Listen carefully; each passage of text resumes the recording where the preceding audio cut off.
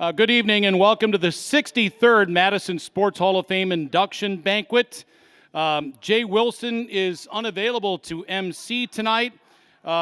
He's posing for pictures and signing autographs at about $20 a pop, which seems a little expensive, but whatever you can get, that would be great.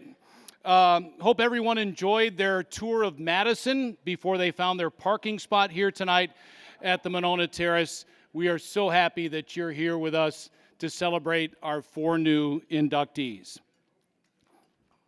Right now, I'd like to introduce our head table guests, beginning to my left, Madison Sports Hall of Fame Club President Mike Madison.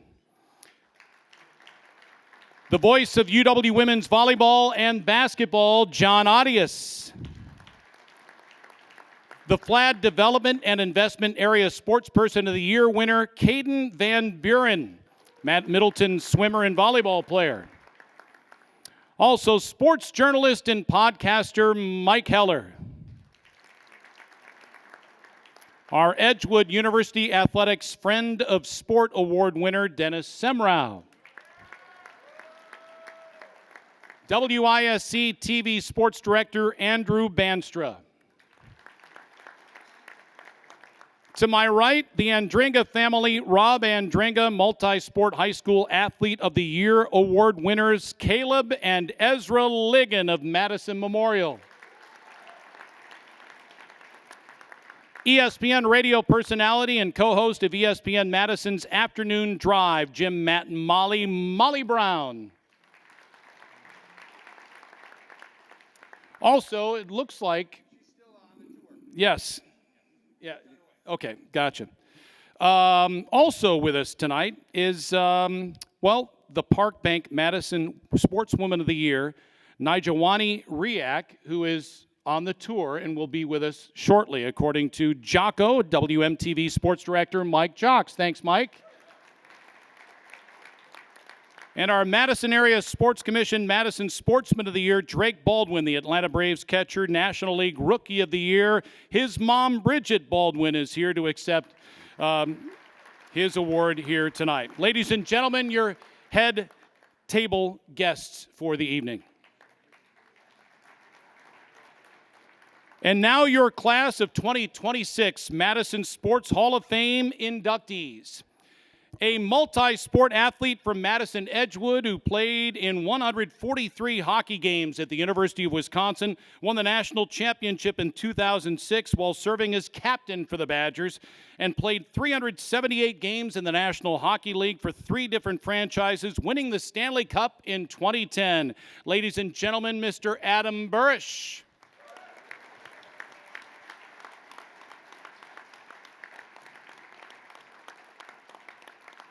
A 3-sport athlete at Madison La Follette who was a dominant 4-year pitcher on the softball field. She led La Follette to 2 WIAA state softball tournaments and earned 48 career wins at DePaul University as a pitcher for the Blue Demons. Ann Cooley-Pizak.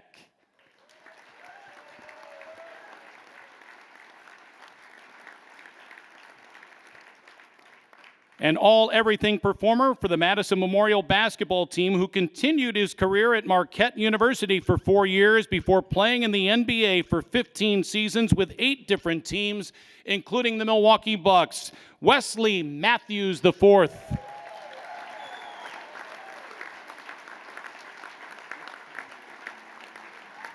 And considered by many to be the dean of Madison sports, sports director at WKOW-TV, WISN-TV, and WISC-TV for 39 years, play-by-play for WIAA football, basketball, softball, swimming, track and field, and hockey. In his spare time, he works for the Big Ten Network covering a variety of sports. Mr. Jay Wilson.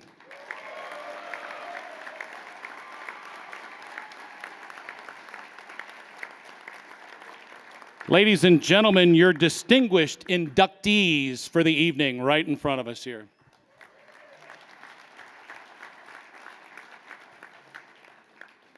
At this time, I'd like to introduce Madison Hall of Fame member Fred McCormick for our invocation. Fred?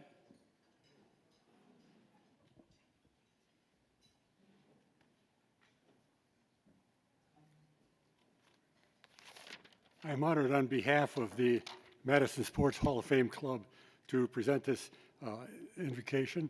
Please join me in prayer. Heavenly Father, we gather this evening with grateful hearts, thankful for the opportunity to come together in the celebration of achievement, tradition, and community. We give thanks for those who we honor tonight for their talent, perseverance, discipline, and commitment. Through their efforts, they've not only excelled in competition, but have inspired teammates, schools, and this entire community through their example. We're also grateful to many people who helped make their success possible. Parents, families, coaches, mentors, trainers, teammates, and all those whose encouragement and support helped shape their journey. Tonight we welcome 4 new inductees into the Madison Sports Hall of Fame. May they feel the deep respect and appreciation of all gathered here. May this honor serve as a reminder that excellence, dedication, and character leave a lasting legacy. We'll also remember those who are no longer with us, former inductees, supporters, members of the Hall of Fame family. We give thanks for the impact they made and ask your comfort and peace for those who continue to miss them. Bless all who worked to make this evening possible, and bless the meal that we're about to share. May it strengthen our bodies, just as this celebration strengthens the bonds of friendship, remembrance, and the community among us. In your name we pray. Amen.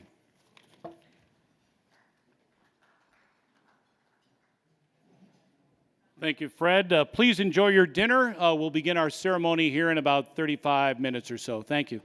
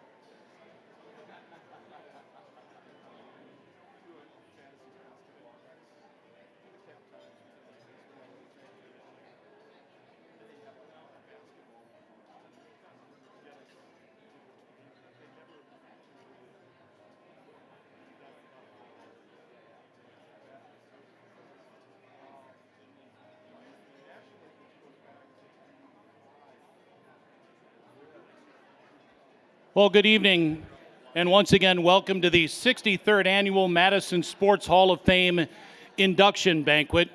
My name is Brian Posick.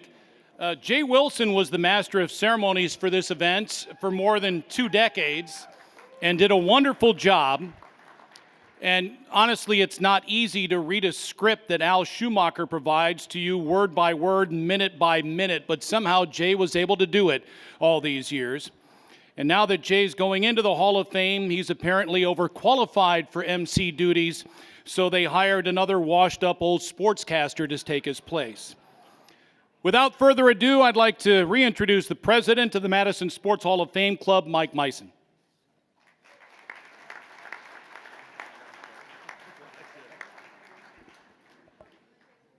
Thank you, Brian.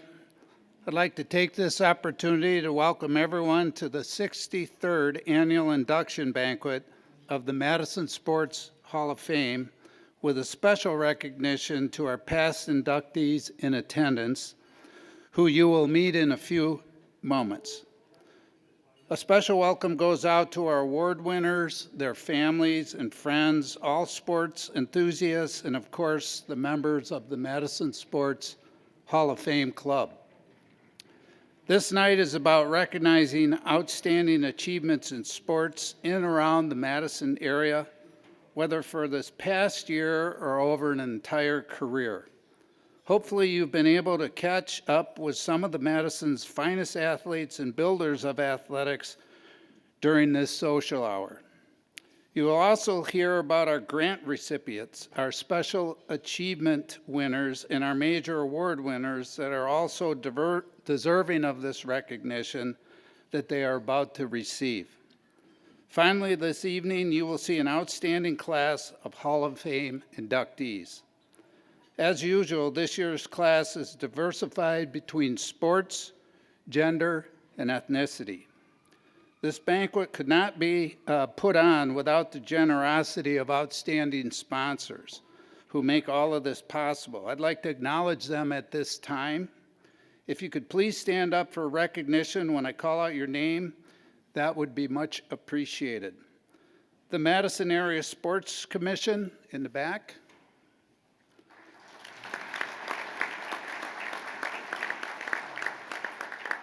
Edgewood University Athletics, also in the back. FLAD Development and Investments to my left. And a new sponsor for the 2026 Park Bank, located on my right.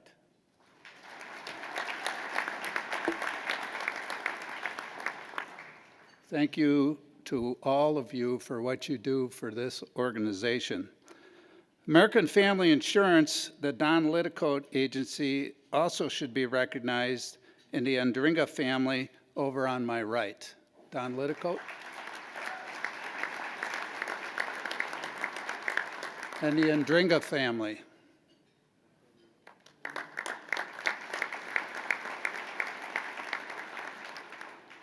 A final acknowledgement and thank you must be given to our inductee enshrinement sponsor, Strand Associates. They go above and beyond in making this event what it is. To you, we are extremely grateful. Please acknowledge them as well as they are seated on my left.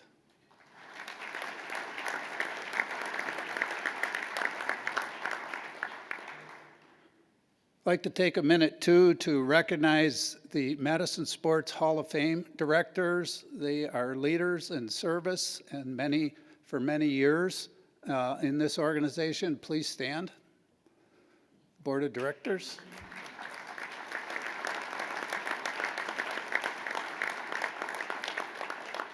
Also, I'd like to acknowledge President-elect for next year, Joe Kurzaz, and President-elect for 2028, Mike Sulkla.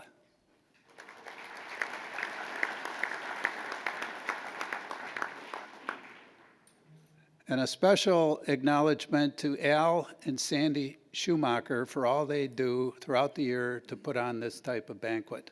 Thanks, Al.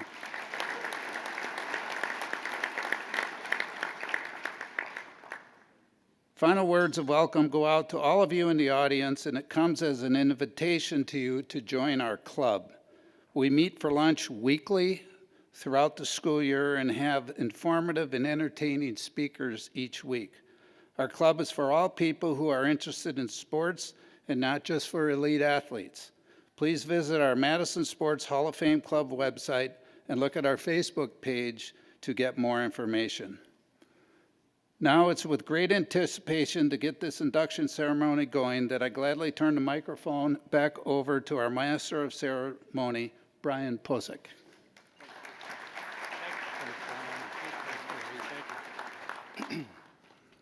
In this 63rd annual induction banquet, we want to recognize the past Hall of Fame inductees that have come back to welcome our new class of inductees, some of the greats in Madison sports history off to my right. I'd like to welcome back and say hello, and she's fantastic, multi-sport Madison West coach, Canadian Olympic speed skater, class of 1996, Peg Mueller. UW baseball player, three-sport college game official, never got a call wrong from the class of 2000, Otto Poles. Madison Memorial multi-sport athlete, UW track star, and the mother of 2026 inductee Wesley Matthews IV, Pam Moore. From the class of 2002, three-sport East athlete, UW basketball player and assistant coach, UW Whitewater men's basketball coach, Dave Vandermeulen. Longtime athletic director and coach of swimming and football at Madison Memorial, class of 2005, Gary Colpine. From 2007, Madison bowler and youth and high school baseball coach, Jim Nye. UW baseball player and Edgewood baseball coach from 2010, Greg O'Brien. Also from 2010, three-sport athlete at Edgewood, award-winning journalist and UW Associate AD, Vince Sweeney. From the class of 2012, UW baseball player and longtime Madison Memorial baseball coach, Tom Bennett. World-renowned curler and Olympic curling coach from the class of 2012, Steve Brown. Madison West High School, five-time state champion runner in cross country and track, and a three-time All-American at the University of Wisconsin from 2012, Ellen Olson. A three-sport Madison East athlete who continued his football career with the Badgers, the class of 2015, Tim Healy. Former UW volleyball coach from the class of 2015, Pete Waite. Madison La Follette athletic director and WIAA tournament coordinator, class of 2018, Paul Swanson. Former UW football player, La Follette three-sport athlete, and an integral part of the Lancers' only undefeated football season, class of 2019, John Krugman. Also from the class of 2019, La Follette, all-everything in basketball, went on to a four-year career at the University of Iowa, Craig Anderson. Sports journalist and color commentator for UW football and men's basketball, class of 2021, Mike Lucas. La Follette and Providence College hockey and softball player and coach, class of 2021, Sue Mussey Kempf. From the class of 2022, Memorial High School tennis and gymnastics coach, longtime international gymnastics judge, Chris Granger. From the class of 2023, East High School three-sport athlete, continued his career at the University of Wisconsin in baseball and football, Gary Buss. For 25 years, he was a high school soccer coach at Madison Memorial, won 381 games and 2 WIAA state titles, class of 2024, Jerry Haug. Inducted last year, East High School three-sport athlete, UW football player, and longtime high school assistant coach, Ed Bosold. And also from the class of 2025, the winningest football coach in the city of Madison history from Holy Name and Edgewood, Al Minnertz. And at this time, we would also like to recognize our past inductee who passed away since our last banquet in 2025. From the class of 1995, he passed on August 26, 2025. Clarence Sherrod. May he rest in peace. Also, we have some special guests here tonight. Jay Wilson, who thinks he runs the show still, gave me a list of Madison TV personalities who made their trek here to Madison just to watch him stand up here and say nothing. From Washington, D.C., Melissa Kim. From Omaha, Andy Kendi. Kit Kendi from Madison. Kevin Lewis from Tampa. Matt Foster from Kansas City, now in Wanakee, Emily Cumline, and living in Madison, Mac Charlton. Thanks, all of you, for being here tonight. And this is now where I totally lose track of what I'm supposed to do. Actually, no. What I'd like to do right now is get the awards presentations started, and I would like to reintroduce the Hall of Fame Club President, Mike Meissen, to announce the Grant Award recipients. Mike?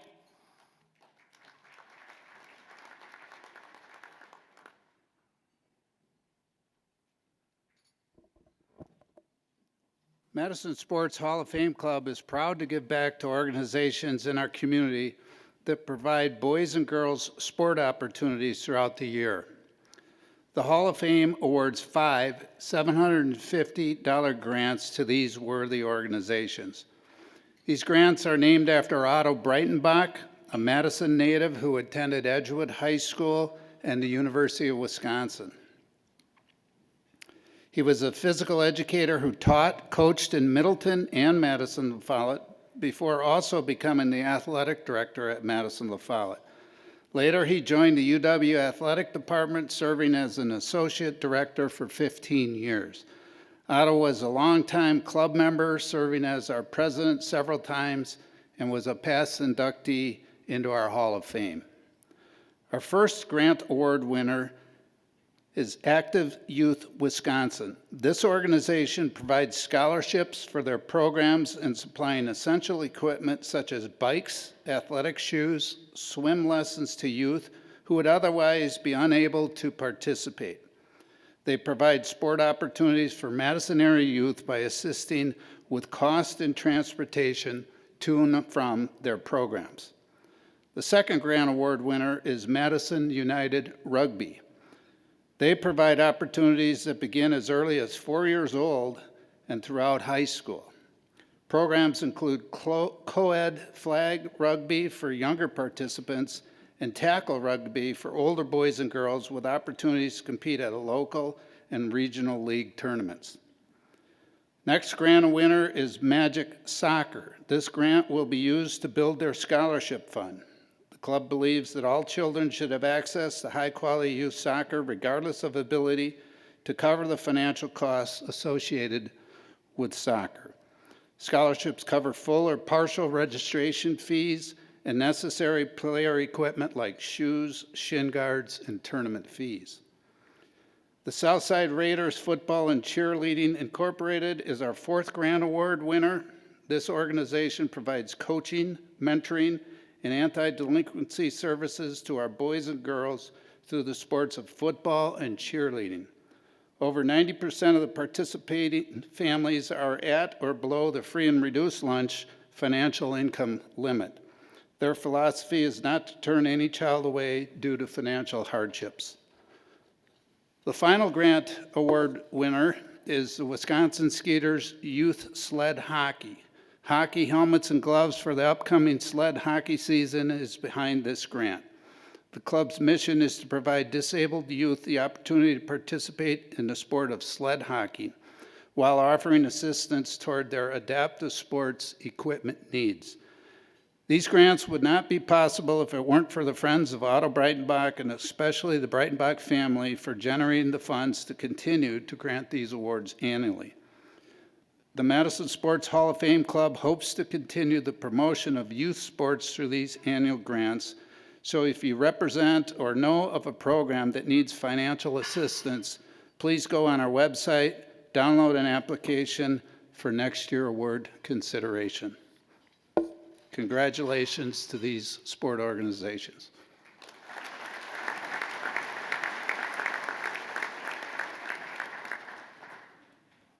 Thank you, Mike. At this time, we'd like to hand out our Special Achievement Awards. And once again, to do that for us, the radio voice of UW Volleyball and Women's Basketball, John Audius.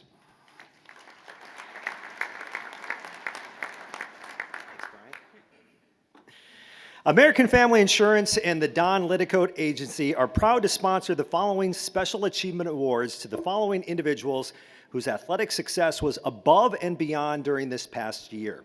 These Special Achievement winners are athletes or coaches who hail from the Madison area and have had outstanding sports achievements during this past year, whether by an individual or by a team. Our first recipient is Hillary Blomberg. Hillary is a Verona, Wisconsin native who is making a name for herself as a D1 softball player for the University of Wisconsin Badgers and the Northwoods League's Madison Nightmares. In 2024, as a freshman at Wisconsin, Hillary was primarily used as the DH. She hit .365 with 13 doubles and led the team with 35 RBI and was named first team All-Big Ten, was a unanimous selection to the All-Freshman team, and was selected to the All-Big Ten tournament first team. There was no such thing as a sophomore slump for Hillary either in 2025. She hit .339 with 12 home runs and was named to the All-Big Ten second team, then playing mostly at third base. Hillary's growth as a softball player continued during the summer of 2025 when she led the Madison Nightmares to the league championship with a 35-7 overall record. She hit .402 with 11 home runs and 47 runs batted in. If that wasn't enough, she was also named the NWL Player of the Year. Next up for the junior at the UW, who was now called on to be the team's catcher, was another outstanding year and a trip to the NCAA Regionals in Austin, Texas. Hillary helped lead the Badgers to a 33-21 record and led them in most offensive categories with a .354 average, a Wisconsin season record of 16 home runs, 60 hits, a .708 slugging percentage, and 51 RBI. You can still watch Hillary play in Madison. She'll be suiting up for the Nightmares again this summer. Hillary says she'll forever be grateful to her parents and her two sisters, Addison and Mia. She adds, quote, "Being a triplet has given me the most competitive edge, and we were always pushing each other to be our best." The Don Liddicoat American Family Insurance Agency is proud to present a Special Achievement Award to UW Badgers softball player Hillary Blomberg.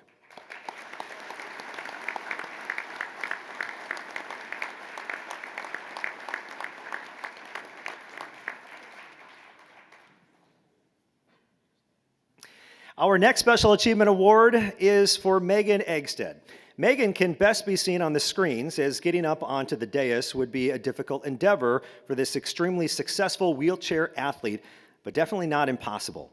In today's world of specialized athletes and concentration on just one sport, it's very gratifying to see that an adaptive athlete like Megan has not only competed in multiple sports, but has excelled in them as well. Megan began playing competitive adaptive sports when she first got to Sun Prairie East as a freshman.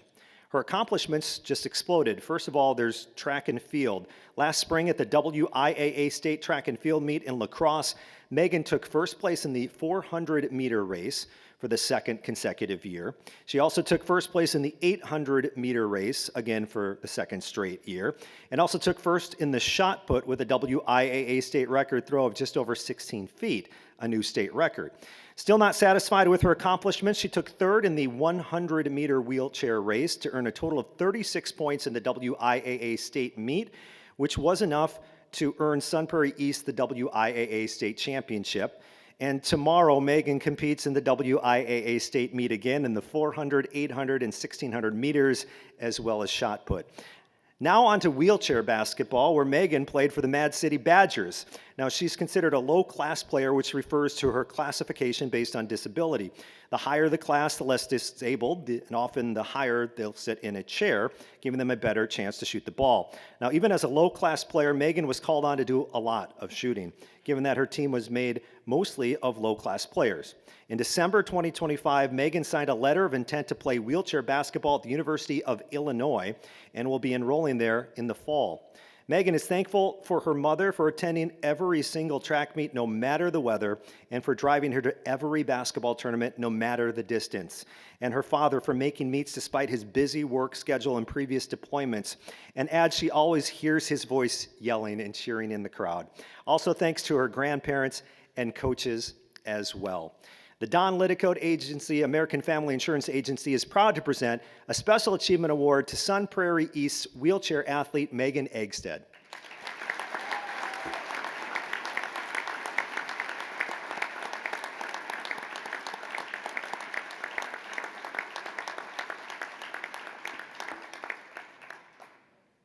Our third Special Achievement Award winner is USA Paralympian curler Steve Empt. During his non-curling time, Steve is a motivational speaker originally from Manchester, Connecticut, who now lives in DeForest, Wisconsin. Steve uses his speaking platform to talk about why you're looking at him on the screens in his wheelchair rather than looking at him standing up on stage with us today. Steve was involved in a rollover vehicle accident at age 25 that put him in his chair. Being a former college basketball player for Jim Calhoun at Connecticut, Steve had to find ways to stay active. After a few years of trying a variety of adaptive sports without finding a niche, a chance encounter with Paralympian curling coach Tony Calaccio in 2013 got Steve hooked on adaptive curling. Steve says he's thankful for Tony's coaching, guidance, love, and support, which helped him earn a spot on Team USA, and adds, quote, "I would not be here today as an athlete or a man if it weren't for Tony Calaccio." Steve is a 10-time USA national champion curler, including just recently in 2025.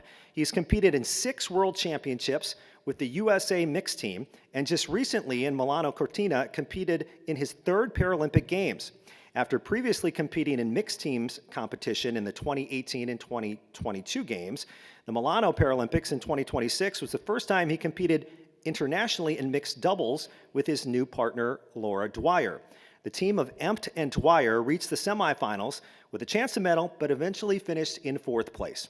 The Don Lidicote American Family Insurance Agency is proud to present a Special Achievement Award to USA Paralympic curler Steve Empt.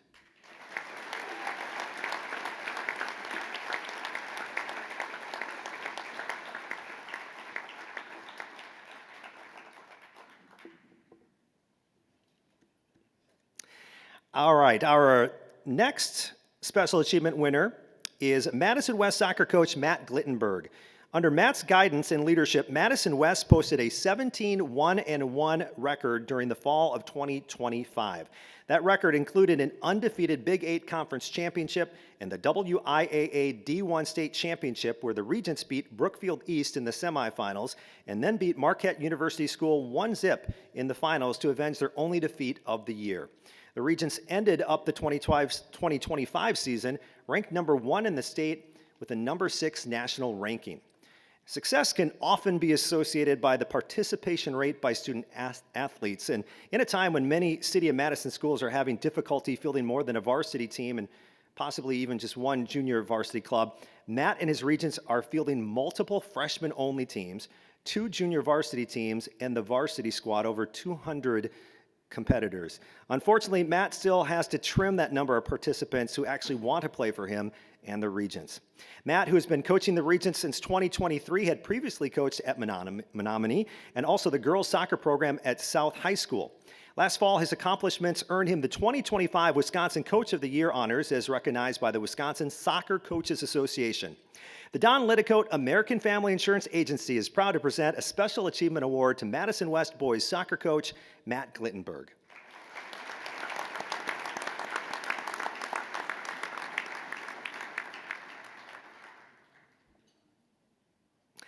Our 5th Special Achievement Award winner is Madison Edgewood volleyball player Addie Oath. Addie is a 6'1" setter who was a 4-year varsity player for the Crusaders and became one of the best setters in state. She was destined to be a good volleyball player, following in the footsteps of both her parents who played collegiately. Her mother, Megan, played for the Wisconsin Badgers under head coach Pete Wade, and her father, Justin, also played in college. Over her career, Addie played in 383 sets and garnered over 1,800 assists. Other numbers from her outstanding career: 613 digs, 145 blocks, and 157 career service aces. It's no wonder that the Wichita State Shockers recruited Addie, and she early enrolled this past January to school there to get a head start on her college career. Addie was presented the Female High School Athlete of the Month award by this club in October, which was just the start of her senior year accolades. She was named to the first team Badger Small All Conference and was a unanimous first team All-State selection as chosen by the Wisconsin Volleyball Coaches Association. And Addie gives credit to her parents' support and motivation, her coaches' belief in her, and her teammates for becoming the volleyball player that she is today. And adds that volleyball has given her so many opportunities to meet great people, and she can't wait to see what it brings in the future. The Don Liddicoat American Family Insurance Agency is proud to present this Special Achievement Award to Madison Edgewood volleyball player Addie Oath.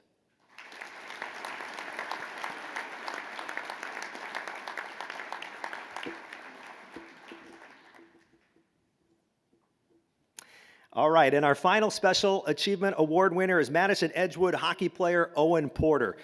The statistics alone tell the story of what kind of hockey player Owen is. He just led his Edgewood Crusaders, to their second consecutive WIAA D1 state hockey championship with 2 goals and 2 assists in the semifinal game at the state tournament, and then capped off his season and high school career with a 2-goal effort in the state championship when Edgewood defeated Stevens Point 7-4. For the season, Owen tallied 66 goals and had 54 assists. These numbers led all scorers in the state of Wisconsin. For his career, Owen had 91 goals and 102 assists. These numbers obviously led to some personal accolades. It started with this organization, the Madison Sports Hall of Fame Club, when it honored Owen with its January Male Athlete of the Month award. More awards followed upon the completion of the season when Owen was named the Wisconsin Hockey Coaches Association Player of the Year and First Team All-State, which he was awarded in 2025 as well. He was also presented with the WisPrep Joe Pavelski D1 Award for Best State Forward and the Wisconsin State Journal WIS News All-Area First Team and Player of the Year. Owen credits his father for inspiring him to become a hockey player and gives thanks to his dad for the time and effort he put into helping Owen grow his game. He also notes how grateful he is to his coaches and to the programs he's played for and their time and energy that helped him grow on and off the ice. Up next for Owen is school at the University of Wisconsin-Madison to study neurobiology with a goal of attending medical school and maybe play a little club hockey along the way. Congratulations to our Don Liddicoat American Family Insurance Agency's Special Achievement Award winner from Edgewood High School, Owen Porter.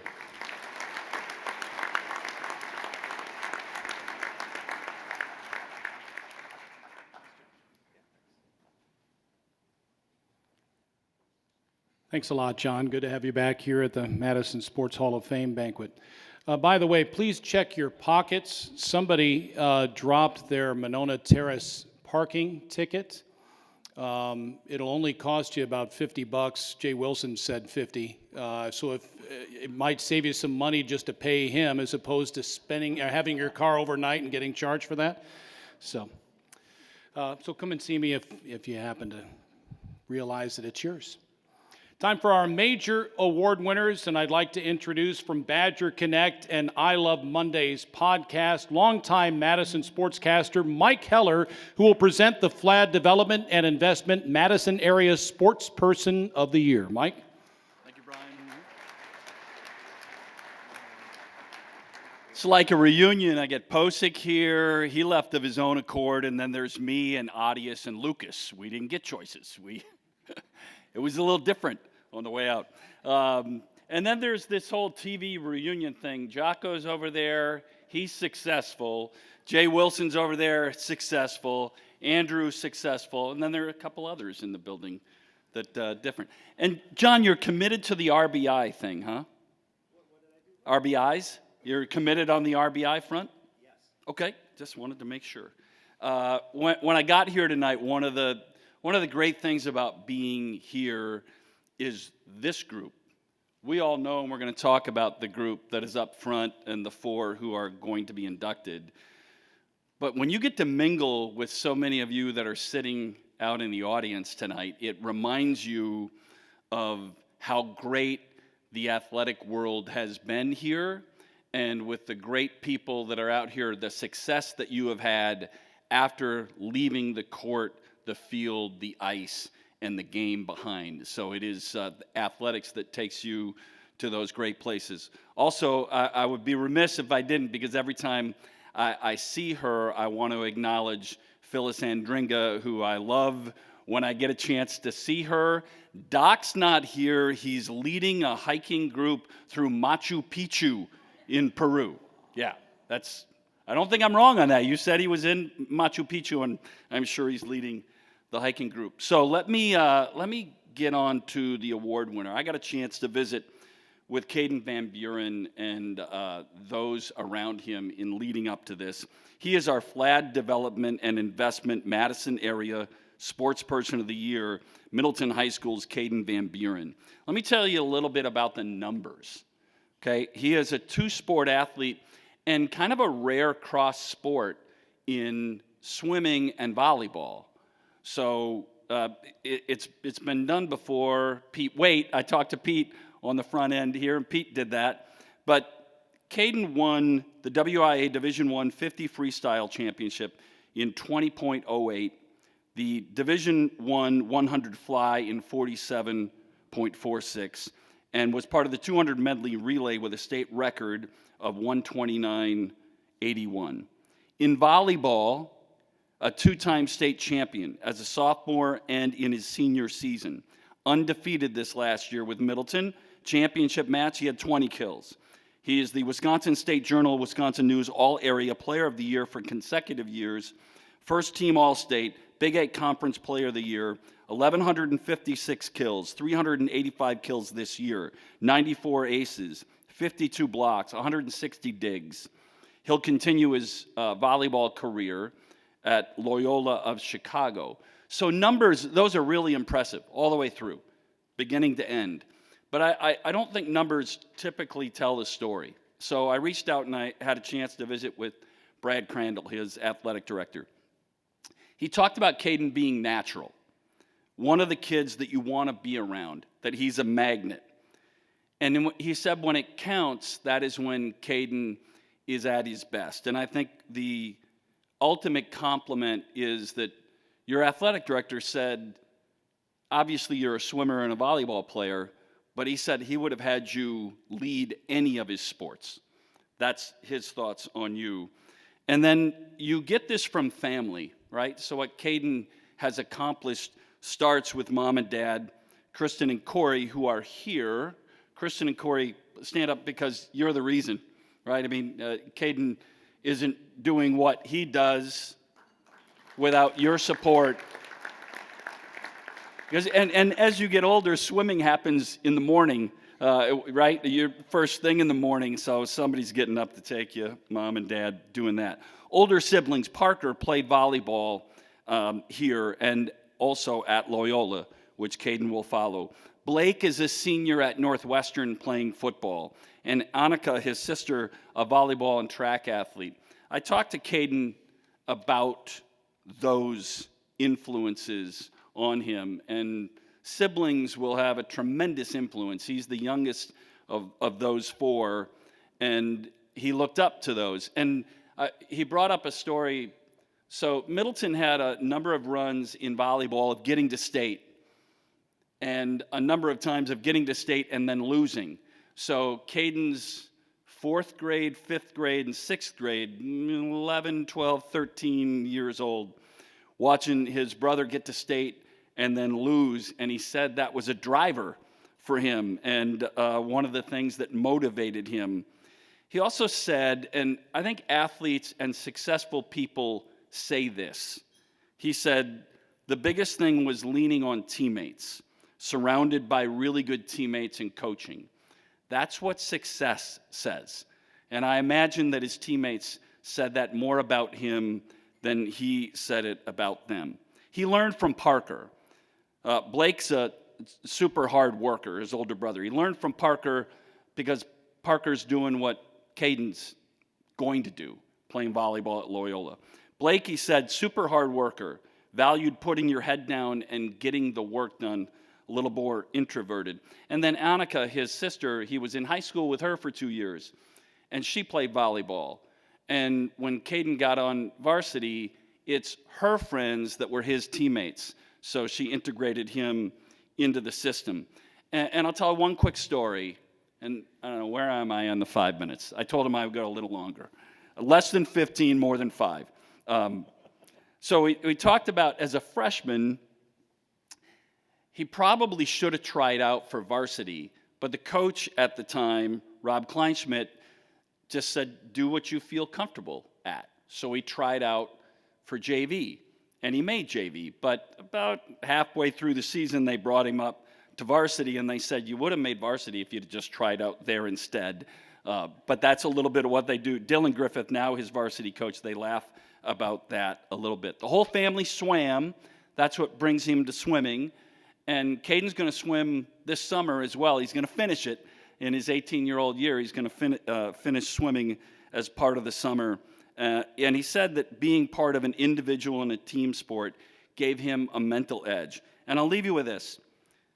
One of the things, and I never thought about it this way, but I asked him when we visited about the intensity and the emotion and the adrenaline of standing on the block to start a swimming race, especially in the 50, which is a sprint, compared to taking the court in a volleyball match. And he said that standing on the block is a feeling unlike any other.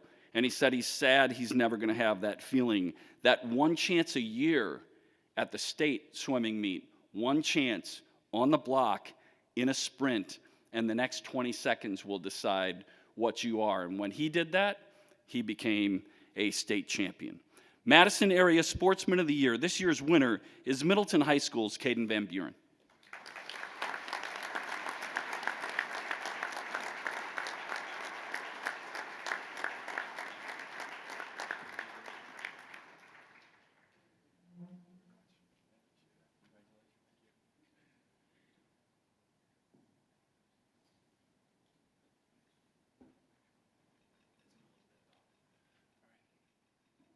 Congratulations, Caden.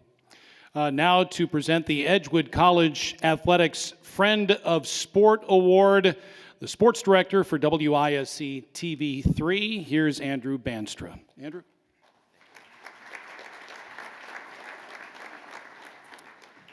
As many of you may know, normally Dennis Semrau is up here doing exactly what I am, which is presenting one of these awards.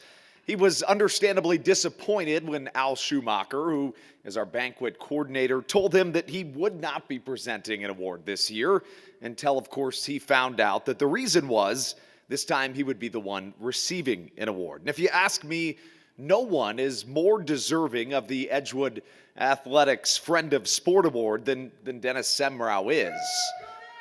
Exactly. And he is a friend of sport to a T. After all, he is referred to as the Dean of High School Sports in Madison for a reason. Dennis has been reporting on sports in our great city since the 80s, but covering sports was not always his dream. He wanted to be a baseball coach originally. Baseball was his first love and still is. He began coaching baseball at 14 years old and did so for more than 30 seasons. When Dennis was 29, after he served our country in the Navy during the Vietnam War, the Milwaukee native moved to Madison and attended UW to get his journalism degree and a master's in educational and sports information, which is where he found his new passion, one that stuck around and one that he'd fall in love with through his beloved professor, Jim Hoyt, who encouraged Dennis to get involved in Wisconsin's Sports Information Department.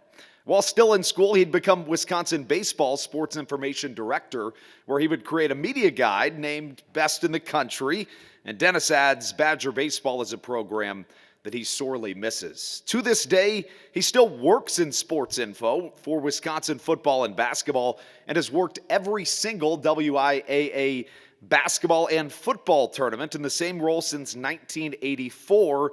And that's kind of an insight into the sports encyclopedia that Dennis is, and getting to know him even more over these last few weeks, that would certainly be an apt term.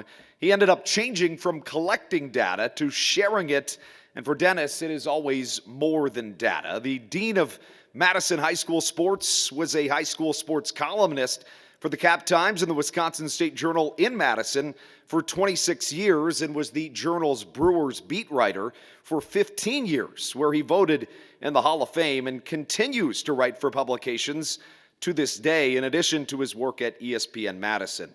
All told, his journalism career spans 5 decades, not just telling stories, but as he says, and when he says this, his face just lights up with joy.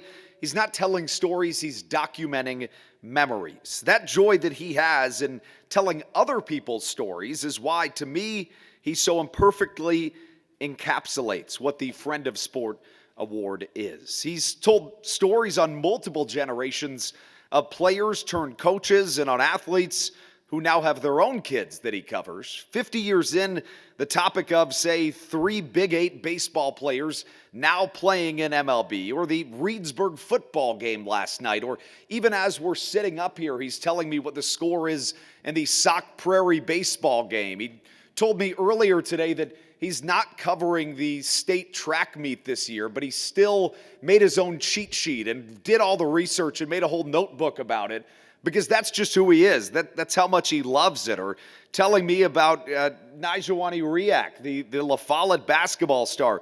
It doesn't matter what it is, he lights up like a star on a dark night when he's talking about these things. And he is the ultimate sports guy and always has been. But for Dennis, it's about being a part of something. It's always about the kids and not about him. He is undoubtedly a phenomenal storyteller and a better person, a rare pair, all wrapped into one. He carved out his niche in high school sports and never wanted to leave that role, something he calls the purest way to cover athletics. For him, it's an honor that he wears like a badge of pride. Dennis wants to thank his wife, Karen, of 46 years, who he met at a record store in Milwaukee, and he was still coaching baseball at the time. Karen, he tells me, was his official scorekeeper. He also wants to thank his daughter, Kelly, a social worker in the Madison School District, and his son, Matthew, a dispatcher for Advanced Project Solutions. In the athletes, especially at the high school level that Dennis covers, he sees these kids and sees his brother and his best friend that we lost far too soon, Doug. Dennis always wanted to make his brother proud and wanted to make a difference. Doug, Dennis says, was the kind of kid that you just wanted to cover. And although, Dennis, I never met Doug, I can say with all absolute certainty that he would be incredibly proud of you, because I know that, because you, Dennis, are what everyone should want to be. A pure soul that shares his passion through what he does best. Someone who uplifts others and does things the right way, not because you have to or because you're told to, but because that's your own standard. And someone who's deeply involved in their community, and someone who everyone looks up to and views as a friend. And to me, that is the perfect reason why you are this year's Friend of Sport Award. And if you're not a friend of sport, I don't know what is. Let's hear it for Dennis.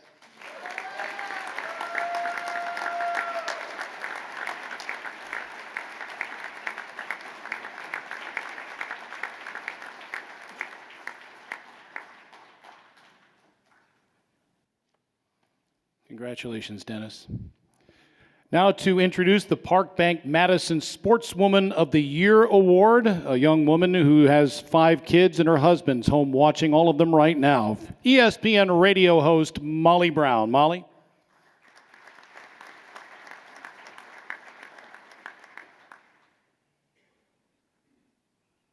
Well, good evening, everyone, and I am very thankful for my husband to give me the night off, so I have a couple hours with you guys instead of my kids.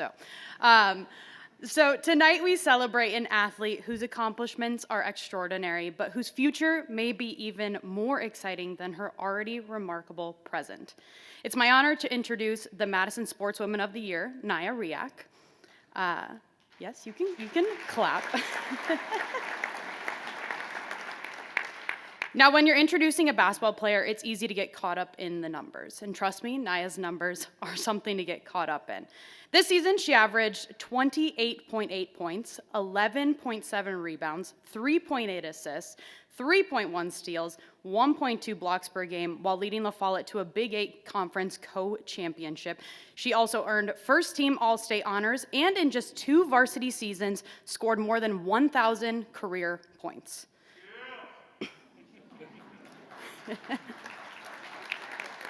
Think about that for a second. Most players spend 4 years trying to reach 1,000 points. Naya essentially looked at that goal and said, I think I'll do it in half the time.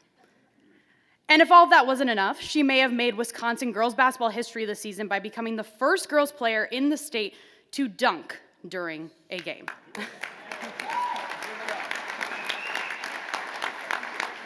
Most players dream about cutting down the nets, and Naya decided to skip a step and start touching the rim. Her talent has attracted attention from all over the country, with more than 48 major college programs pursuing her after graduation. That's not recruiting interest, that is a nationwide bidding war for one of the most exciting young players in America. But what makes Naya special isn't just the statistics, the scholarship offers, or the highlight reel plays. Great athletes put up numbers, special athletes change what's possible. Young girls across Madison and Wisconsin have watched Naya play and seen something that they have never seen before. They've watched someone dominate games, break barriers, and expand the idea of what a Wisconsin basketball player can be. She has become a role model, not only simply because of what she has achieved, but because of what she has inspired others to believe that she can achieve. The truth is, we're probably only seeing the beginning of her story. The next chapter will take her to college basketball, and I suspect many more stages and awards beyond that. But tonight we get to celebrate what she's already accomplished here at home. Please join me in congratulating an exceptional athlete, a trailblazer, a Big 8 champion, a first-team All-State selection, and the Madison Sportswoman of the Year, Naya Riak.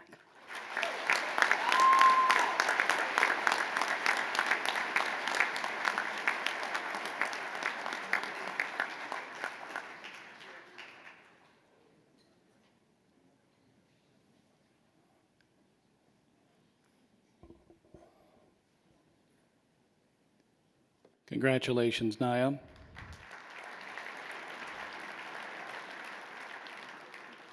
The Atlanta Braves are hosting Toronto tonight. Drake Baldwin currently on the injured list, although he'll be back soon. Here to introduce the Madison Area Sports Commission Madison Sportsman of the Year Award, WMT-MTV Sports Director, Mike Jocks. Mike.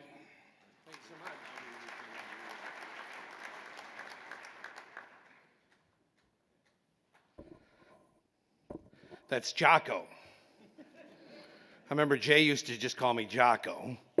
Apparently that's changed now. Brian Posick, everybody. How about that, huh? He'll be in the Hall of Fame someday. That's my next, I'm jumping on the wagon. Thank you so much. This was going to be the highlight of my day today until I was at the AmFam today. Billy Andrade, PGA Tour professional Billy Andrade, decided that my hair looked so great today, it looked like US Open rough, he told me, and decided to hit a putter out of my hair. True story. You can see it tonight at 10. I swear to God. Actually, he hit 2 balls out of my hair. True story. Well, thank you so much, and what an honor it is to be here once again. Anytime I have a chance to be in front of a microphone and no security in sight, I am there. Big congratulations to our Hall of Famers, Wesley Matthews, one of the greatest to ever do it, if not the greatest in Madison. You, sir, are a legend. I know that Bruce Dahlman is smiling down today at you, sir.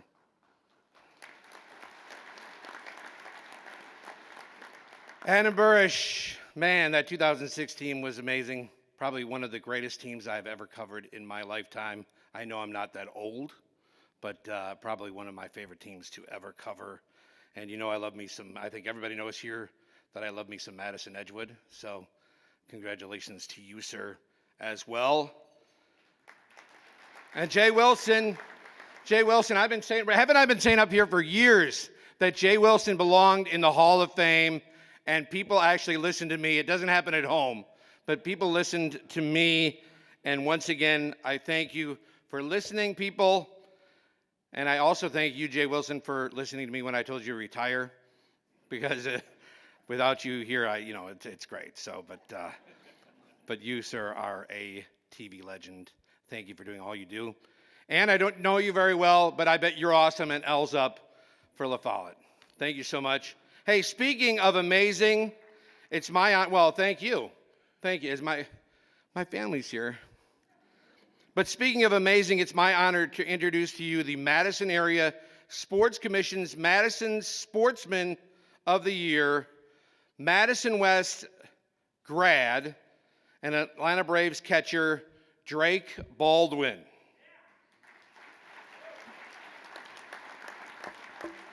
Now, Drake was previously presented with this award in 2019, and God, I was here and I don't even remember it, and I probably presented it to him, but when Drake was a senior at Madison West, Drake made the opening day Atlanta Braves roster in 2025 and finished his rookie campaign hitting .274, 19 home runs, 80 RBI or 80 RBIs. Thank you. You're welcome. While playing in 124 games. On November 10th, 2025, Drake was named the National League Rookie of the Year, the 7th catcher in National League history to do so. Probably now, after tonight, the second greatest award he received after winning this award tonight. Now, I talked to Drake on Monday, and let me just say, when he called my phone, my 12-year-old son, Noah, who plays GRB baseball, I said, "Oh, Drake Baldwin's calling me." Noah's eyes lit up. He was excited, and let me just say I was excited as well. Oh my God, Drake Baldwin's calling me. Everybody shut up. It was just me and Noah, but I made him be quiet. So, talked to Drake on Monday, and let me just say this. The dude is awesome. Humble, grounded, and cool. I asked him why he grew up loving sports so much and why he loves Madison. He said, everyone loves Wisconsin sports around Madison. The culture is amazing. Everyone is a fan, and later it gives you a goal to make those fans happy. If there's one thing that I heard over and over from Drake was culture. Everywhere he went, culture was important in helping him get better. Madison West, where the teachers, coaches, and teammates, people that he still talks to today, helped build a winning culture around him. They helped him have fun. He said they helped him have fun or he wouldn't be doing what he was doing today. Those teachers and friends still stay in touch and are part of the region's culture. GRB baseball here in the Madison area. Greg Reinhardt was a huge piece of that puzzle and another big part of that culture. Someone that Drake could lean on and get him to where he wanted to be. First, Missouri State, and then to the majors. Obviously, Missouri State had a great culture as well. But the last one, Drake and I both want to talk about, are his mom and his grandparents. All three of them drove him to games and practices. And they told him to trust the process. They were the culture. Mom and the grandparents, from day one, they were the culture. And Mom, she was the one that signed him up. She told me tonight she doesn't know a lot about sports. She still watches, but she doesn't know a lot about sports. But she signed him up, and here's my favorite thing. She said, have fun, have a great mindset, and play your best. Well, Drake is playing his best, so much so that, like we said, he's playing with the Braves tonight. He does have an oblique strain, so he's out a little bit, but I just checked, they're leading 7-2 against the Blue Jays. He's out for a little bit longer, but that culture, the woman who leads that culture, is here tonight to accept the Madison Area Sports Commission's Madison Sportsman of the Year for Drake Baldwin. It's his mom, Bridget Baldwin.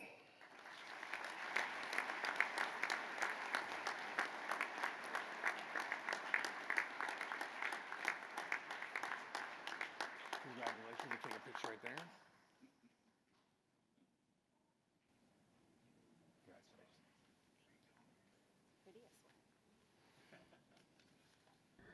Hello, everyone. I just wanted to say thank you for selecting me for this award.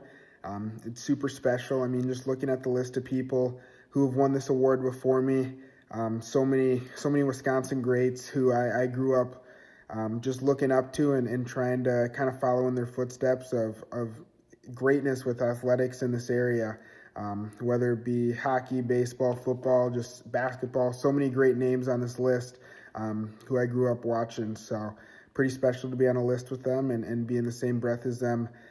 So thank you for choosing me for this award. I mean, Madison athletics have just been a huge part of my life and created so many friendships and just bonds that I still have to this day, and so many great memories coming up in high school and before that as well. So it allowed me to play multiple sports, hockey and baseball. I think there's a huge advantage to kind of allowing kids to do everything they love and play multiple sports in high school and keep active in multiple seasons and just kind of stay in the community with those sports. So Madison has been awesome to me, allowing me to get to where I'm at today and just having so many people support me along the way, friends, teammates, coaches. I can't thank you guys enough. I would not be here without you. My family, my mom and my grandparents, they supported me the whole way. So I won't be here without you. Just want to say thank you again. It's a huge honor and it's super special to be receiving this award. Thank you guys. Let's go. Drake Baldwin. Nice job, Jocko. Nice job. And now I'd like to introduce the Andringa family, Rob Andringa Multi-Sport High School Athlete of the Year Award, to twin brothers from the same high school that Robbie attended back in the mid-1980s, Madison Memorial. You know, when Ringo was a teenager, he was a heck of an athlete, the starting quarterback for Gary Colpine's football team, a standout infielder for Tom Bennett's baseball team, and a rock-solid defenseman for Vic Levine's hockey team. Inducted into the Madison Sports Hall of Fame in 2011, Robbie passed away 6 years ago from colon cancer at the age of 51. Rob's mom is here tonight. Love to see Phyllis every single day if I could. Great that she's here today. Mike Heller is correct. Doc is hiking Peru right now with his brother. He passes along his well wishes. Robbie's sisters Sandy and Kelly Moyer are here, along with family friends Paul Dvorak and Tom Helms. Great to see Christy Andringa and her mother, Marge. Great to meet you today. And after leading the Monona Grove boys hockey team to the sectional final in his first season as head coach, Division I, Section 3, and Badger Conference Coach of the Year, Jack Andringa is with us here tonight. Congratulations, Jack. So the Andringas designed this award in Rob's memory to honor the best of the best multi-sport athletes in the city. And the two young men to my right are more than worthy, Caleb and Ezra Ligon. If you couldn't tell, they're twins. They dress alike, they talk alike. When I spoke with them on the phone a couple of weeks ago, I had to have them identify themselves so I knew which one was speaking. They speak alike. Very cool. Caleb and Ezra both lettered 4 years in basketball at Madison Memorial and won all conference honors. They were key contributors to Memorial's runner-up finish at the state tournament this past March. Ezra was unable to play during the Spartans' postseason run because of an injury, so Caleb wore his brother's number 4 to honor him. Brotherly love.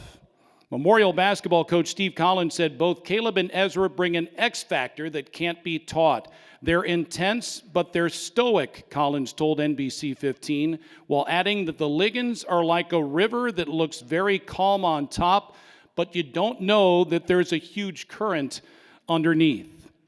By the way, happy to have Steve Collins here tonight with us. So all the best to you, to Steve, and congratulations on your stellar coaching career at Memorial.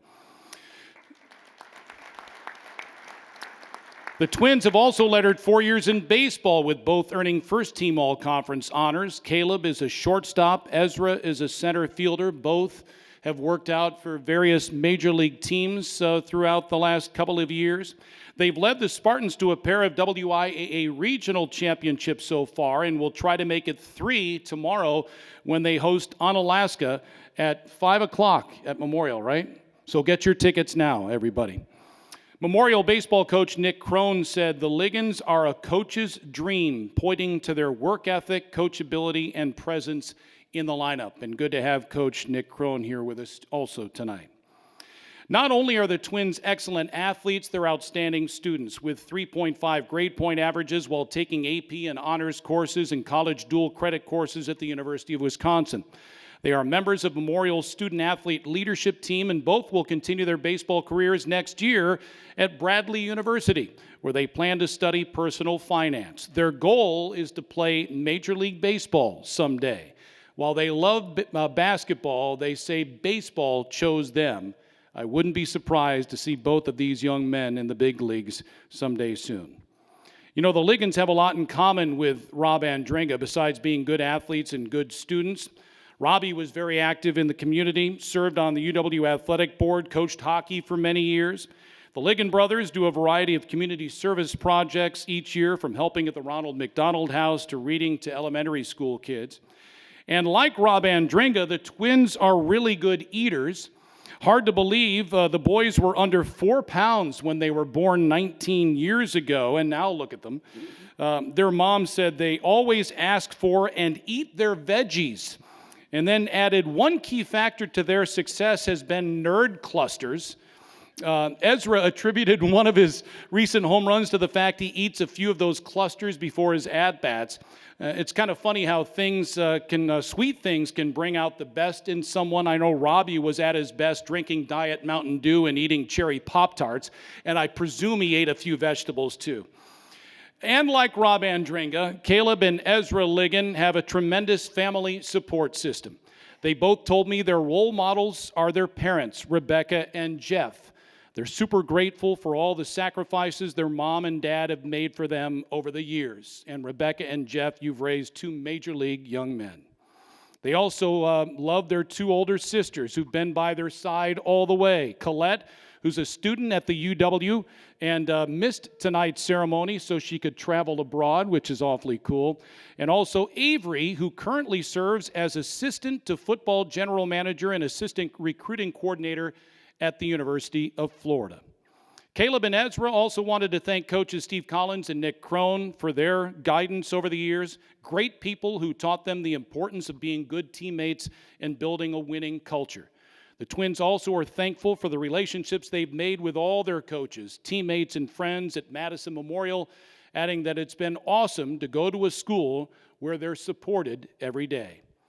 Ladies and gentlemen, the Andringa family, Rob Andringa Multi-Sport Athlete of the Year award winners this year are brothers Caleb and Ezra Liggin.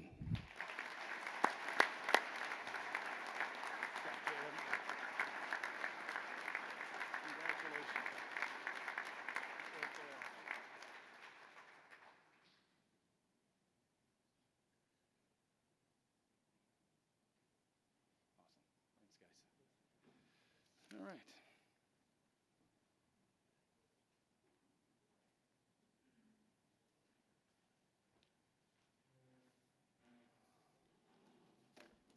And now to the highlight of the evening. We formally induct the 2026 class of the Madison Sports Hall of Fame. 30 years ago, I attended my first Hall of Fame banquet. That 1996 class included Tom Bennett, Jim Mott, and Peg Mueller. Since then, and 30 plus years before, we've honored great athletes, coaches, teams, and contributors who've made a long-lasting impact on the Madison sports community. Tonight, we induct 4 new members who have had outstanding careers, 3 of which thrilled us with their skills and determination on the ice, the diamond, or the hardwood, and another who entertained us with his wit, good looks, and storytelling ability. We ask the inductees, as their name is called, to please stand, then be seated again as your video presentation begins. At the end of the video presentation, Madison Sports Hall of Fame Club President Mike Madison will present our inductees with their brand new Hall of Fame plaques. We'd also like to thank Mike Mankey for voicing our video presentations here tonight. And now, the class of 2026, the 63rd edition of the Madison Sports Hall of Fame. Our first inductee this evening is Adam Burish.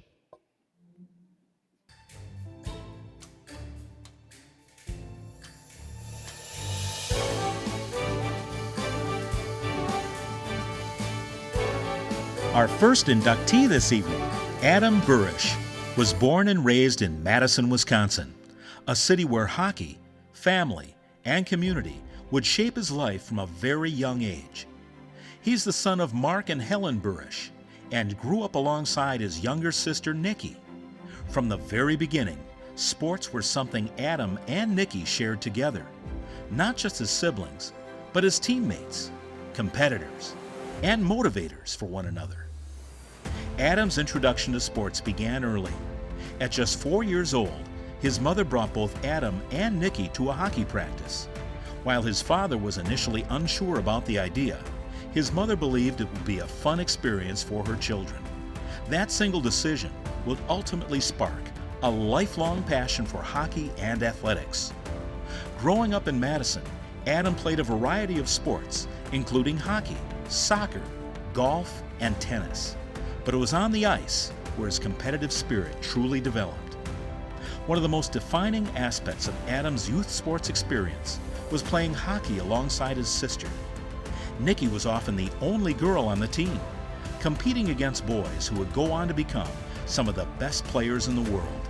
She played with and against future NHL stars such as Ryan Suter and Joe Pavelski, and from an early age, she set the standard within the Burish family. Adam has often said that Nikki was better than him growing up, stronger, more skilled, and more fearless, and that competing with her pushed him to work harder every day. Adam credits his parents, Mark and Helen, as his earliest and most influential supporters. They emphasize values over statistics, teamwork over individual success. Their focus was never on goals scored or games won, but on effort, leadership, and being a great teammate. That mindset would follow Adam throughout his playing career and become one of his defining traits at every level. Adam attended Edgewood High School, where he competed at the varsity level in hockey, soccer, and golf. Playing for Edgewood alongside his sister Nikki, who became the first girl ever to play on the boys' varsity hockey team, was a defining experience for Adam. Watching his sister break barriers, face criticism, and succeed through sheer work ethic left a lasting impression on him. Her willingness to pursue goals others considered impossible became a source of constant motivation and inspiration. Throughout high school, Adam began to recognize that his dedication and approach to sports were setting him apart. However, success was never framed in terms of personal accolades. Instead, Adam focused on leadership, work ethic, and elevating those around him, principles that would define his career at the next level. After graduating from Edgewood High School, Adam continued his hockey journey at the University of Wisconsin-Madison, where he played for the Badgers from 2002 to 2006. Wearing the Wisconsin jersey was a lifelong dream, not just for Adam, but for his entire family. That dream became even more meaningful when both Adam and Nikki joined their respective Badger hockey programs at the same time. Adam's collegiate career reached its pinnacle during the 2005-2006 season when he served as captain of the Wisconsin Badgers men's hockey team. That season culminated in a national championship, a moment that would forever be etched in Wisconsin hockey history. Even more remarkably, that same year Nikki captained the Wisconsin women's hockey team to a national championship as well. Together, Adam and Nikki became the first brother and sister in NCAA history to serve as captains and win national championships in the same sport, in the same year, at the same school. Adam has often said that this achievement remains the proudest moment of his athletic life, something they accomplished together that had never been done before. Following his collegiate success, Adam was drafted by the Chicago Blackhawks, beginning a 10-year professional hockey career in the National Hockey League. He quickly established himself as a player defined by toughness, leadership, and relentless effort. In a unique piece of NHL history, Adam became the first player ever to wear an A as an assistant captain before scoring his first NHL goal, a testament to the respect he earned from teammates and coaches alike. During the 2007-2008 NHL season, Adam ranked third in the entire league in penalty minutes, embracing a role that demanded grit, sacrifice, and fearlessness. As a rookie, he recorded one of the highest penalty minute totals behind legendary enforcer Bob Probert. Despite his physical style of play, Adam was also recognized for his character off the ice, receiving the Chicago Blackhawks Humanitarian Award during the 2006-2007 season. Adam represented Team USA at the 2008 World Championships and reached the ultimate professional milestone in 2010 when he won the Stanley Cup with the Chicago Blackhawks. Over the course of his career, he also played for the Dallas Stars and the San Jose Sharks, earning respect league-wide as a dependable teammate and emotional leader. In 2024, Adam was inducted into the University of Wisconsin Athletic Hall of Fame, further cementing his legacy as one of the program's most impactful leaders.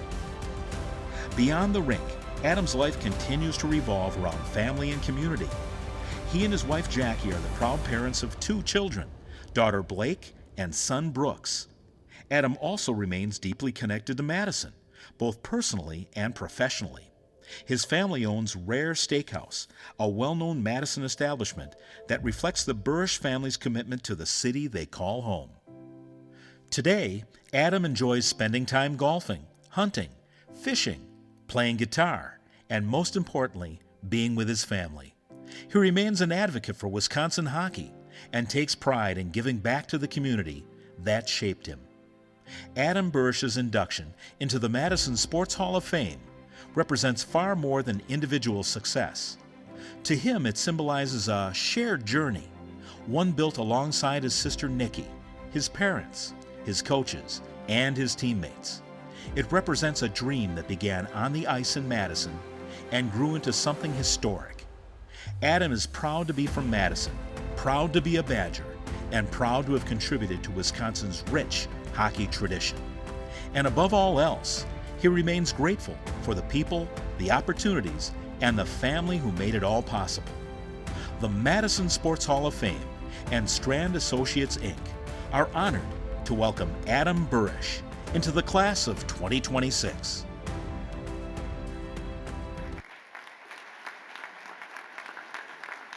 Ladies and gentlemen, Hall of Famer Adam Burish.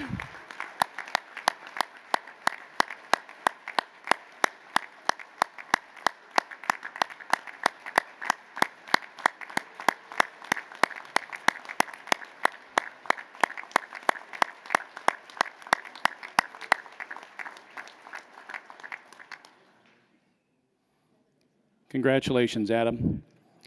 Our next Madison Sports Hall of Fame inductee tonight is Ann Cooley-Pizak.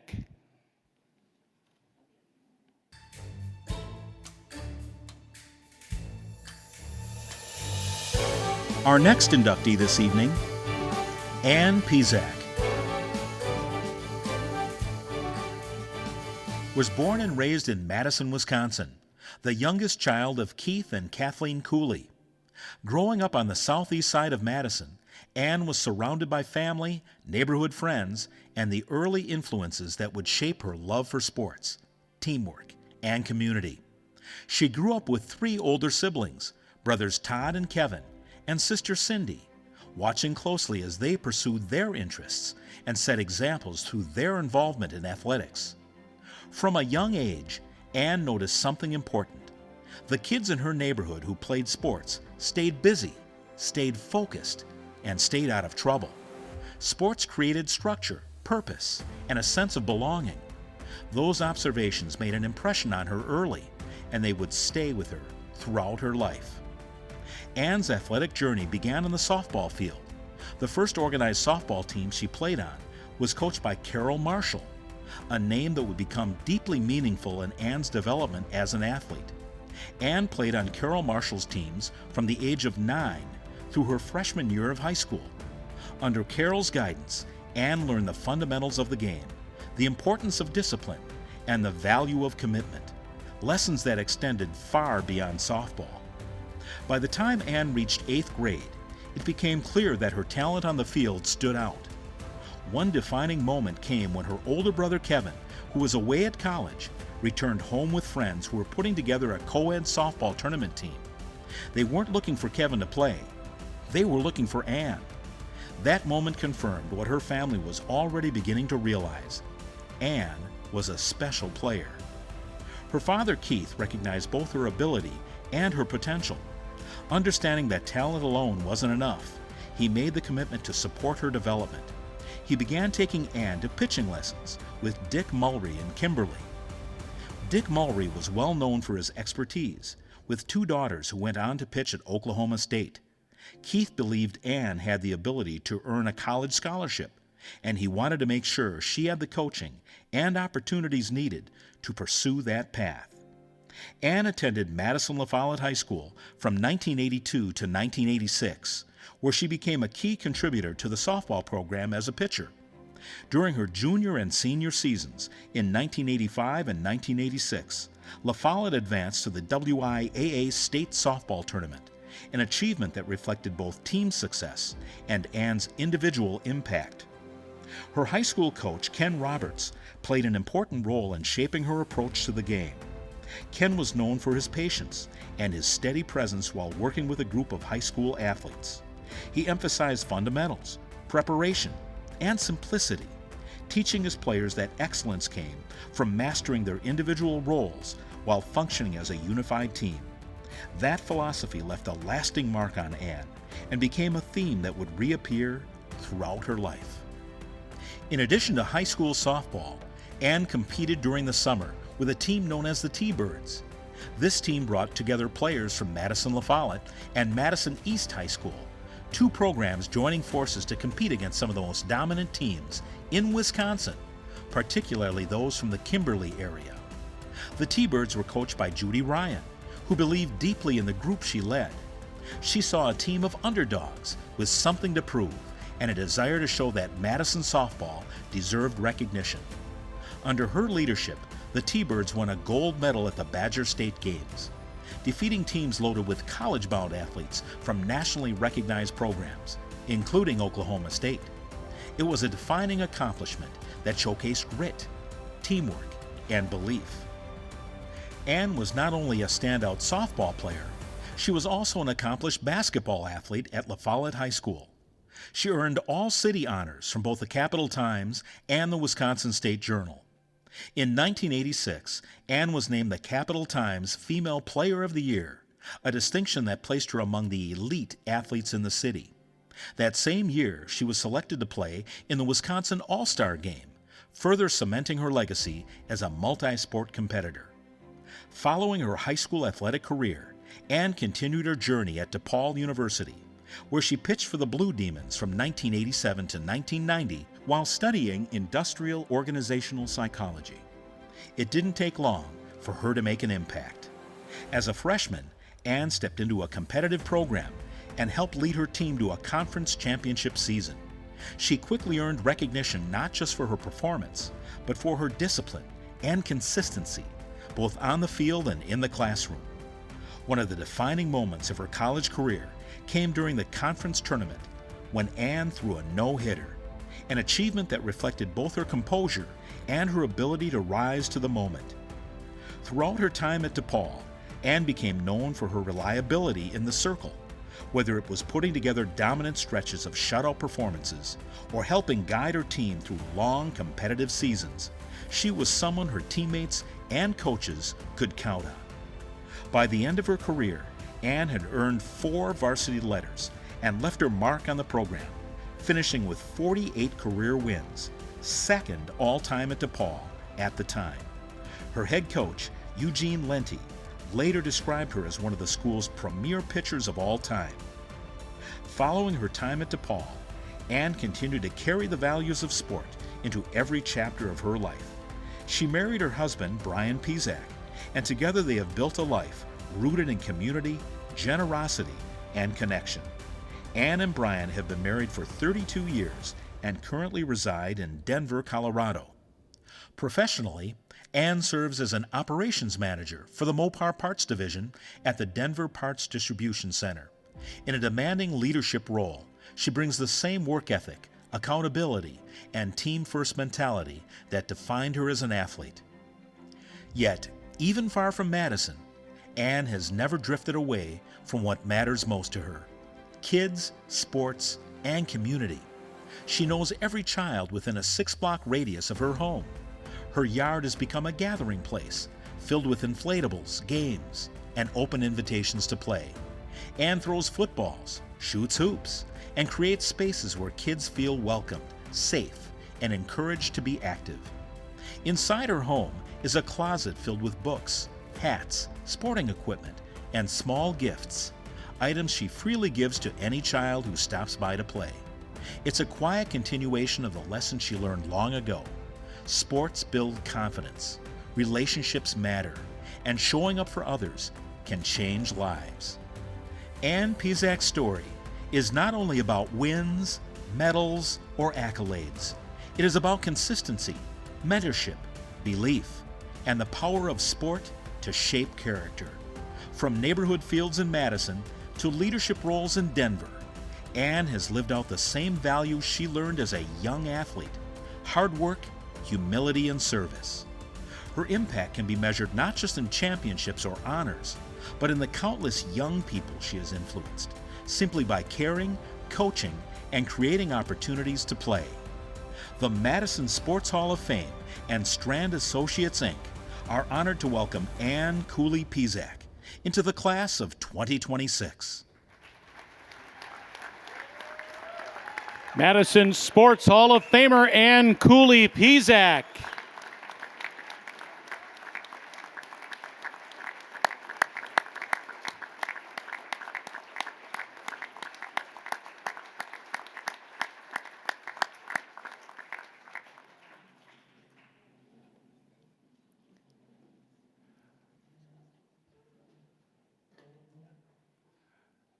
Our next inductee this evening, Wesley Matthews IV.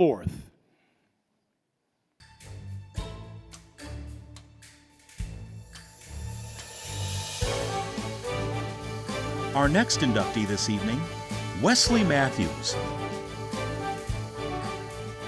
was born into a family where athletics, discipline, and resilience were part of everyday life.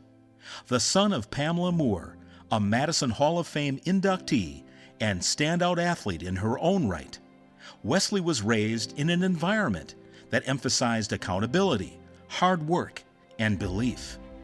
From an early age, those values were instilled in him, not just through words, but through example. Growing up in Madison, Wisconsin, Wesley developed a deep love for sports and competition. But more importantly, he learned what it meant to earn everything. His path was shaped not only by his own drive, but by the influence of strong women in his life, especially his mother, who emphasized discipline, structure, and character just as much as performance. Wesley attended James Madison Memorial High School, where he quickly became one of the most accomplished athletes in the state. A true multi-sport competitor, he excelled in both basketball and soccer, showing a level of versatility and competitiveness that set him apart. On the basketball court, Wesley emerged as a leader. Over his high school career, he earned all-city, all-conference, and all-state honors, building a reputation as one of Wisconsin's top players. His senior season became a defining moment as he led his team to the 2005 WIAA Division I State Championship and was named the game's most valuable player. That same year, he was recognized as Wisconsin Mr. Basketball and the Gatorade Boys Player of the Year. His success wasn't built overnight. It came from consistency, from showing up every day, and from a mindset that had been shaped long before the spotlight found him. He finished his high school career among the conference's all-time leaders in both games played and single-season scoring, a reflection of both his durability and his ability to perform at a high level. At the same time, Wesley made his mark on the soccer field, earning all-city, all-conference, and all-state honors, while finishing among his school's all-time leaders in goals, assists, and total points. His ability to succeed across multiple sports spoke not only to his athleticism, but to his discipline and competitiveness. Following high school, Wesley continued his basketball career at Marquette University from 2005 to 2009, where he studied marketing and minored in advertising. At Marquette, he became part of a core group that helped elevate the program, leading the team to 4 NCAA tournament appearances.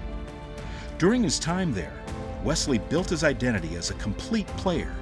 He developed into a reliable scorer, a strong defender, and a leader on and off the court. As a senior, he earned all Big East honors and was named Defensive Player of the Year, reflecting the effort and intensity he brought to every game. By the time he graduated, Wesley had left a lasting mark on the program. He finished as Marquette's all-time leader in free throws made and ranked among the top players in both scoring and games played. His contributions were later recognized with induction into Marquette's M Club Hall of Fame, honoring his impact on the university and its basketball program. Despite his success at the collegiate level, Wesley entered the NBA without being selected in the draft. It was a moment that could have defined his limits, but instead, it became part of his story. He signed with the Utah Jazz and began building his career the only way he knew how, through effort, consistency, and belief in himself. Nothing was given to him. Every opportunity had to be earned. Over the next 15 seasons, Wesley carved out a role in the NBA as a respected veteran, known for his toughness, leadership, and ability to perform in big moments.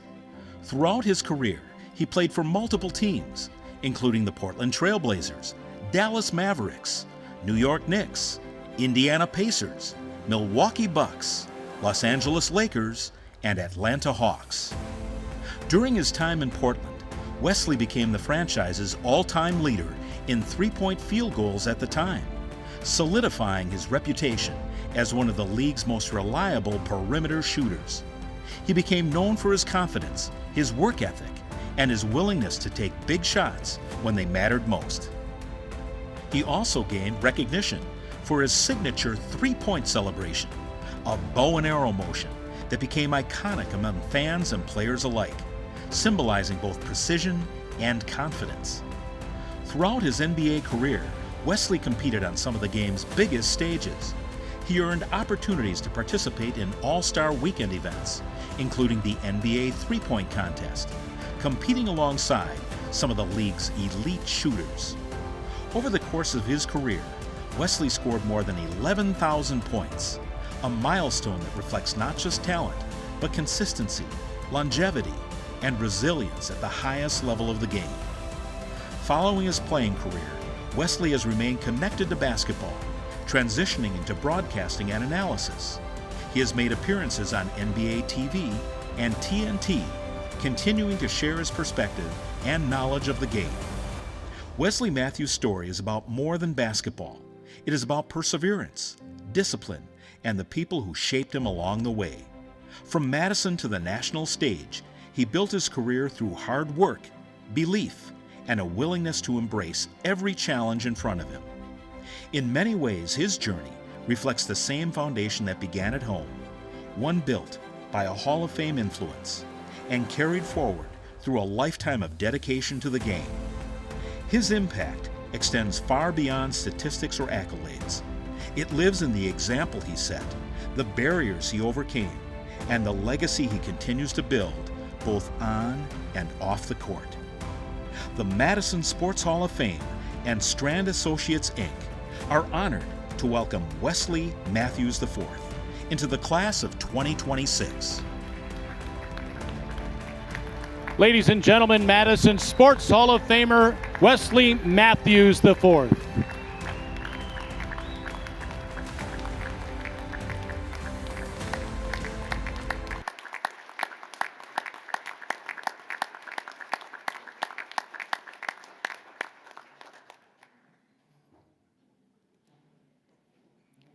And rounding out the 2026 induction class of the Madison Sports Hall of Fame, Jay Wilson.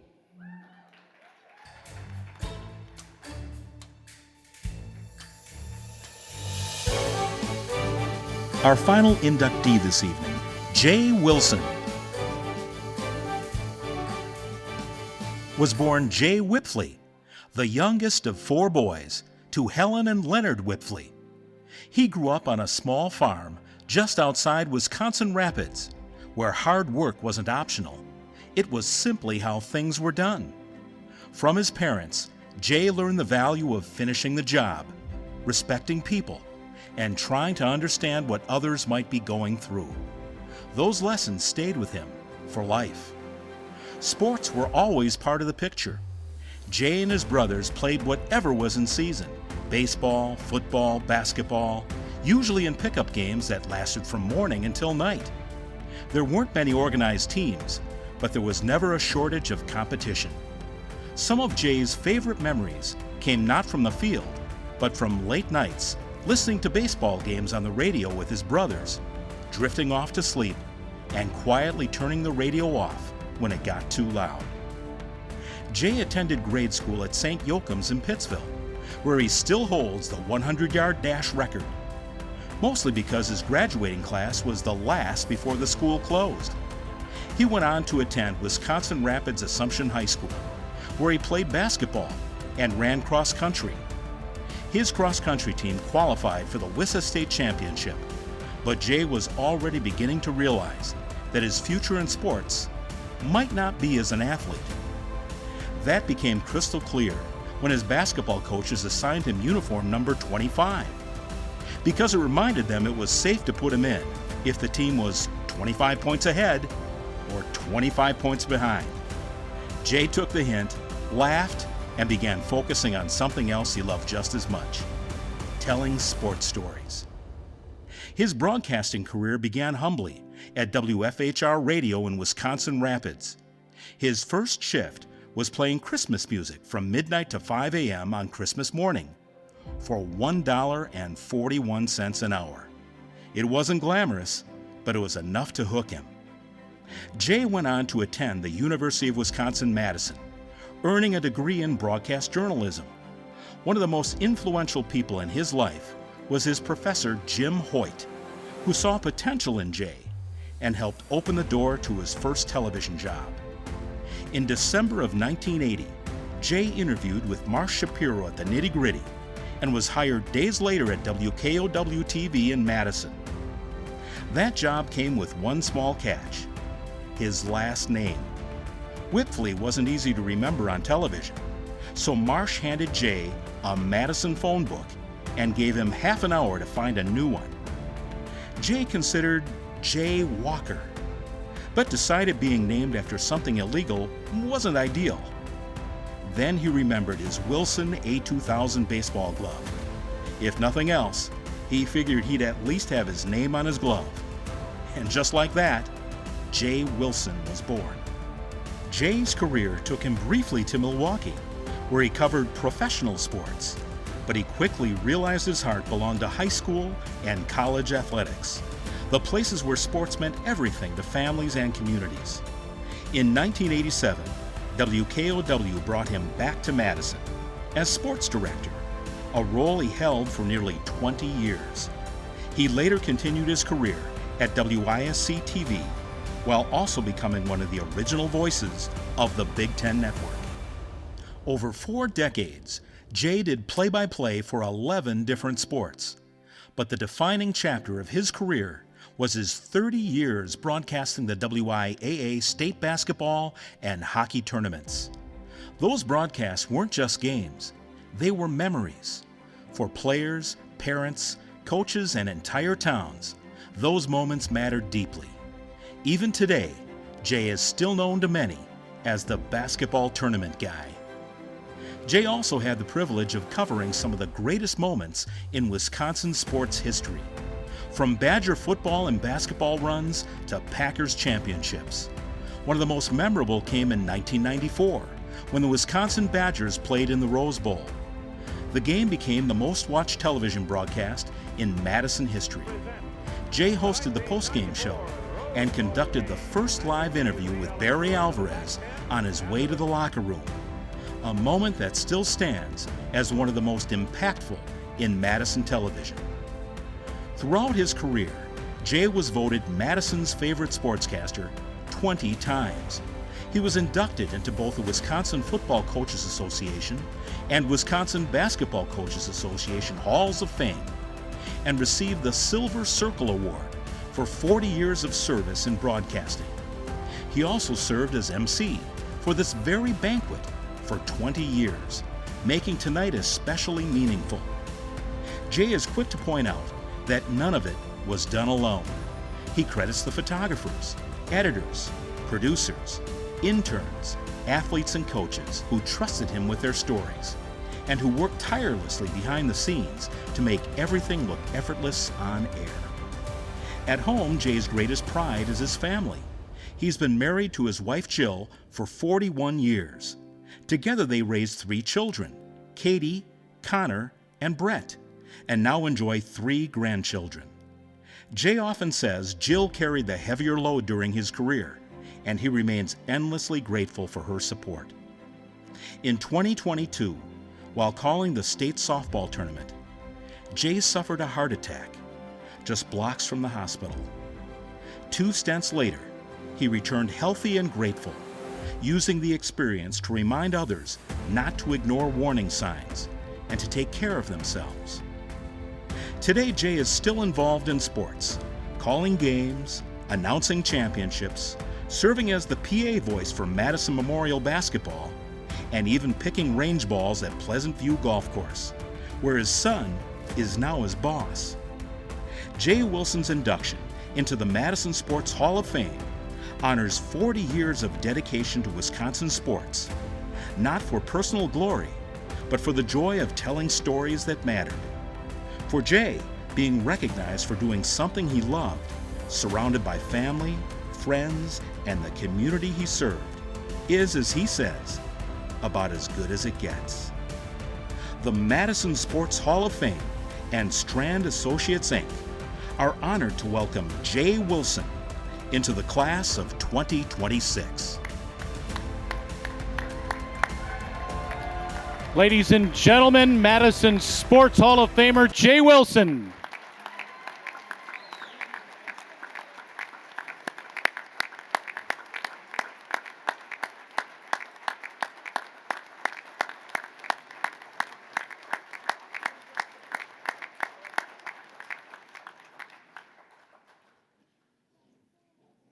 Congratulations, Jay.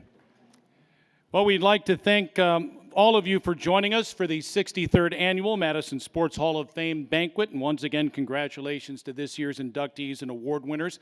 We'd like to inform you that tonight's ceremony has been videotaped in its entirety and will be available for viewing on the club's website and Facebook page in the next couple of weeks. Special thanks to Sandy and Al Schumacher for doing such a great job of putting this special event together here tonight. Thank you both. And to everyone else who helped make this another great evening of celebration. We also appreciate the support of all of our sponsors who make this evening so great. And I'd like to thank each and every one of you in attendance here tonight for taking time out of your busy schedules to be here with us. Have yourselves a great evening and a great summer. Bye now.